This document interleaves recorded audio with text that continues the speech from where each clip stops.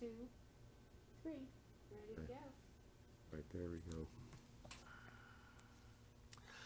Good afternoon, Don Briggs, your mayor. Today is Wednesday, July 29th, 2020. My guest today is Pradeep Saini, a local businessman and real estate developer. And I want to thank you for joining us today. And you bring a lot of excitement and acumen with your skills to our town, and I look forward to having a little talk with you. I'm going to go over some statistics first about the COVID update, and then we'll come right back to you. Sure. Okay. Thank you very much. Thank you. All right. We're still working under Governor Hogan's April 24th three-stage recovery plan, Maryland's Strong Roadmap to Recovery. This goes back to, back in April. We had an update meeting this morning with the county executive where we are. There's been an uptick in testing positive. The age group 22 to 44, it's been a spike, that age group. 29% of those who tested positive attributed to maybe indoor dining. 40% do not know, they had no symptoms at all. So 40% of that, so they don't know they're carrying this. And 75% of what's being transmitted is being transmitted in a home. So young people, young family go out, do things, and then they come back to home, and it's transmitted that way. So the elderly are still at in the sights of this horrible thing. Possibly some rollbacks. We're told that by the county executive. She would suggest they're doing things in the bigger counties, more populated counties right now, but we're not there, so we're haven't signed on to these things about maybe cutting back on hours for restaurants and things like that. Confirmed cases. State testing volume is 1,160,443. 86,285 confirmed cases. 792,674 people were tested negative. 3,347 deaths to date, an uptick of 20 in the last 24 hours. Frederick County, 2,947 cases, 114 deaths. That's the first death they've had in over a month. 7 probable related deaths. In our zip code 21727, we've increased from last week to 31 confirmed cases. We do not know anything about the Frederick Health Department will not give any further information than they're only cases. ICU bed in the state level, demand, acute beds up, total bed demand up, so things are happening.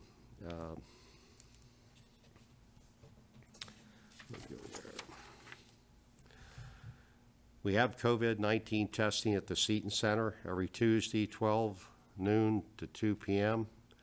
There's no charge, no appointments needed. For details, call 301-447-6120, 301-447-6102, 6102. And again, that's on East Lincoln at the Seton Center. Due to the lack of rain, we do have a voluntary constraint on and water, and we'll look at what has to be done at the August meeting next Monday. Thank you for support of the local restaurants. Pools being used to its full capacity as permitted by the health department of 111. We hit that on the weekends. Lion Club is running the snack bar. Look at our census. We're still at 68.4% Big Drive. Look for door hangers. We really need to move this up. In 2010, way back then, we only made it to 50%. And so we're really up 18%, but we want to see if we can get up to 80% for this thing. $18,000 per person is the contribution that the Out of that $675 billion that the federal government puts out every year, it's doled out according to the census count. It works out to about 18,000 per person over a 10-year period. Pradeep, thank you for coming on today. I know you're very, very busy and a businessman, and you've got a lot of things, development projects you're working on. But thank you, and if you would just tell us a little bit how it's been being a businessman during since March of this year. Thank you very much, Mayor, for having me. It's an honor to be here. Being a businessman at this time is probably a little of a struggle for just about every industry. It is not only affecting the inflow of customers, but it has also impacted as far as supply chain is concerned. So in my business, which is in the liquor business, the supply has been a major struggle. So most of the orders that we put in either are shortened or they don't come in at all. So our shelves are empty of a lot of product that the customers want. It also has impacted because we have shortened hours. So we have shortened the days and the hours because the footsteps have reduced. People are not venturing out as much as because of the regulations and because of safety concerns. So we have to shorten the hours. We have reduced the amount of hours that we offer our employees. And that has also impacted the business sales. Sales have dropped just as for every other industry. We did see a spike in our industry, in the liquor business, in the early part of March and April, which has reduced now. It has flattened out. And so we continue to struggle as far as business profitability is concerned. And I see that across the board. Of course, we are not as badly hit as probably some of the other industries like restaurants, which are really hurting. Some of my friends are hotel owners, and they are at 0% occupancy or close to that. So my heart bleeds for that, but luckily I'm surviving the onslaught of this on the economy. We've never seen anything like it, as you know, in our lifetime, and we are all struggling to learn how to cope with it. And our businesses are too. So we have to reinvent the wheel, as they say. We have to make new policies. We have to cut down the hours, but make it more lucrative for people to come in only during safe hours. If there is going to be any restriction on movement as far as going out of homes or to stay at home, then we have to remodify whether we can do any home deliveries, whether we can have any curbside pickups, whether we can do those things which our business was never used to. Having these kind of things. We never had to think about those things. So we have to redo our policies. We have to redo our timings and the way we handle customers, and make it available for seniors to come in during senior hours, where they're offered exclusive service for certain hours where they are safe. We can also do bring the product out to your car. You don't have to come out. And so those are the things that we are constantly, building into our policies. Wow. So. Well, supply chain, that's really interesting on that, how that's impacted getting, but we always seem to take it for granted. It just shows up on a shelf. That seems to be the American way. It's always there, and but getting it there is just, it's incredible. Right now, the supply chain, unfortunately, is also being impacted from overseas. So it starts from there, and then it trickles down to our doorstep. So unfortunately, we depended a lot on stuff coming in from China. And also the transportation industry has been hit with a lot of people not showing up to work, a lot of drivers, availability being shortened. Also warehouse hours have been cut short. So all of this has snowballed into onto our doorstep. And we have to cope with it. We have to deal with it. So some of the products are just going to go away with with what is happening as far as the supply chain is concerned. Wow. So we are reinventing. I'm also diversifying into other aspects. Right. I'm building a hotel and a retail center. I plan to, which we've acquired land, as you know. So we are in that process, and that keeps me moving and busy towards that direction. So you've come into the town and talked to the planner and myself about the plans for that, but it seems like as you mentioned, if I don't want to put words in your mouth, but it's designed for longer stays. The units, it's sort of maybe like the Marriott Fairfield, those things. Is that right? It's more than just a hotel room. Yes. The new concepts that are going on in the hotel industry is what we are taking advantage of. The research is showing that conventional hotel stays are in the reduction with the coming in of availability of rooms. People are making their basement rooms and extra rooms available as Airbnb. So with that, keeping profitability in mind, and also the viability of the project, you have to redesign and combine various concepts. So this concept that we have come up with is a retail business on the main level. So I would be essentially moving my liquor store there, and also we are talking to another franchise to come in with us, a sandwich franchise. That would serve the residents of the hotel. So we would have 3 floors above the main level. One level will be all single rooms to be rented out as a hotel. And the upper floor is being designed to be a 2-bedroom suite, which will be given out on long term, essentially targeted at college students who are looking for more availability of this kind of facility. Basically, we are targeting it to be the students who would rent it for the year or by the month would be offered room service, would be offered laundry facility. They don't have to worry about getting their furniture in. There would be a kitchenette involved inside the room. There would be 2 bedrooms, 2 private bedrooms, and everything would be furnished. And so they would have a gym downstairs. They would have the capability of getting whatever their supplies are to their room.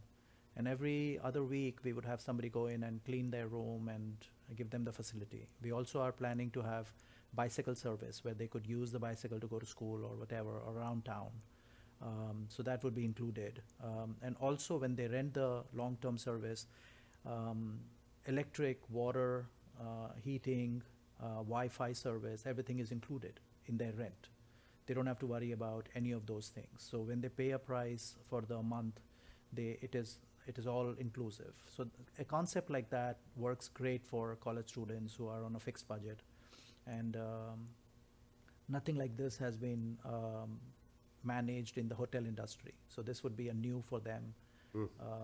And I think this makes the project a little more viable, because at least there's 1 floor of the hotel which is 100% occupied year round, and that contributes to paying your mortgage and everything else. And then we have to worry only about the other floors being on a day-to-day basis. And also the single rooms can be offered for long term, for weekly basis. People coming into FEMA, because we are in a great historical town. This is one of the best towns that you can find in the area, which has so much of resources available, with Mount St. Mary being there, with the FEMA being here, and we have many other groups coming in who are looking for weekly rental, and we are not being able to offer them at this point of time. Wow. Nothing like that is available. Well, that's really incredible. This possibly could be a fall of 2021 or the year 2022. Yes, we are right now at the architectural engineering format right now, and moving into permitting soon. After that, in construction, we are looking at about 12 months of construction. So you're looking at probably next year fall. Will you be connected with a franchise, or will it be an independent? We are starting with this concept. To be picked up by a franchise is going to be a struggle, because with the kind of returns that they expect, we are not able to assure them that kind of returns. So I'm looking for, and I have identified some of the private investors, and we are going to Okay. be a group that is going to privately invest Okay, well, in this project. well, thank you. I'll be right back with you in a minute. Let me go over a couple more things, and then, and we'll, I think we talked about the pool. Update, construction on the new Dunkin' Donuts is underway, and they're still targeting for a planned opening of September 1st of this year. Don't forget our farmers market, open Fridays 3 to 6:30 on the lot by the community center right here. It's terrific, fresh produce. Yard waste, we have these dates, August 1st and August 15th. That's the first and third Saturdays of the month. That's August 1st, August 15th. Only paper or recyclable bags will be accepted. The site is located on the east side of 15 on Creamery Road at our wastewater treatment plant. We still have some town grant money for businesses, small businesses, so please let us know. Check with our here at the office, and they'll give you the criteria. Next Monday is our regularly scheduled meeting for August 3rd. It'll be a virtual meeting, but you'll be able to call in if you want. If you're using park equipment, again, since this is spiking, maybe bring some sanitizers along, and or wear gloves or whatever, and mask or if you're around other people at the park. I think our food bank is okay. Did not hear back from Phyllis Kelly. As I alerted you last time, beware of scams. They're up. They like times like this when everybody's upset, and always thank our people on the front lines, stores, everywhere. They're there. Be very kind to them. They're exposed to this every day. Pradeep, any final comments about the economy? Anything you'd like to talk about to help Frederick County and our people? Anything? Just as everybody else, we are all in the same boat, and we should first and foremost, I think, worry about our health and safety. The economy was booming before this, and it will boom later on again. Once again, I'm very positive about it. But right now, we just have to tread carefully as far as our venturing out activities is concerned. The economy, please support local businesses, like I've always said, and venture out carefully. So that's all I would like to say. Well, from me and also our staff and town commissioners and all the people who thank you for coming on today, and we wish you the very best with your business, because it seems like it's all really going to be in the best interest of all of us for the service you provide and will provide in the future. Thank you very much. Thank you very much. Thank you. Thank you. That's it. That's a wrap for today. Next week we'll have Conrad Weaver from Conjo Studio. He's an Emmy Award-winning local businessman. And again, thank you. Have a great evening. Stay safe.